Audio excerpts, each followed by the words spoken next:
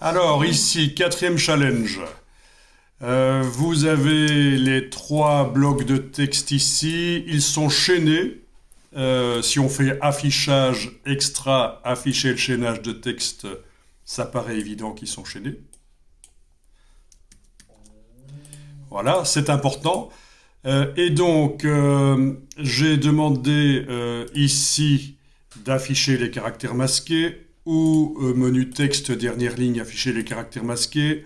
Et en fait, il y a, après le paragraphe de body text, il y a une balise de saut de colonne qui chasse tout ce qui suit dans le texte qui suit est chassé au bloc suivant en fait. Ok. Bon, ça vous savez comment on fait ce genre de choses? Oui, vous connaissez les sauts de colonne manuels. Ok. Et donc, le titre suivant se retrouve en début de colonne. Même chose pour la deuxième colonne, une balise qui fait sauter au bloc suivant, etc.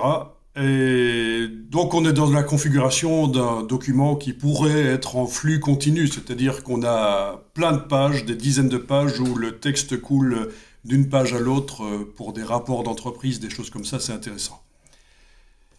Comment faire en sorte que le titre s'éloigne du haut du bloc sans utiliser la fonctionnalité objet option de bloc de texte et la marge intérieure? Non, parce qu'en fait, si c'est un document en flux continu avec des dizaines de pages, on ajoute du texte à certains endroits du document, on enlève du texte, et donc les titres sont susceptibles de passer d'une page à l'autre. Donc, jouer sur les marges intérieures des blocs, ça marche pas. À un moment X de la création du document, le titre se trouve sur une page, dans un bloc, mais il peut très bien, si on enlève du texte qu'on en ajoute, passer aux pages d'avant ou passer aux pages d'après. Donc la technique de la marge intérieure du bloc ne marche pas. Donc comment faire en sorte que systématiquement le titre s'éloigne du dessus du bloc par une autre technique. Donc comme d'habitude, sur le dossier général ici des challenges de novembre 2025, je vous ai mis vous allez trouver le dossier challenge 4, et dans dossier challenge 4, vous allez trouver le dossier d'assemblage. Voilà. Mais encore une fois, l'image, je l'ai incorporée au document, donc il n'y a pas de dossier links ici. Encore une fois, vous ouvrez le IDML si vous n'avez pas la version 2026 de InDesign. Et si vous avez la version 2026, le INDD peut être bien. Voilà.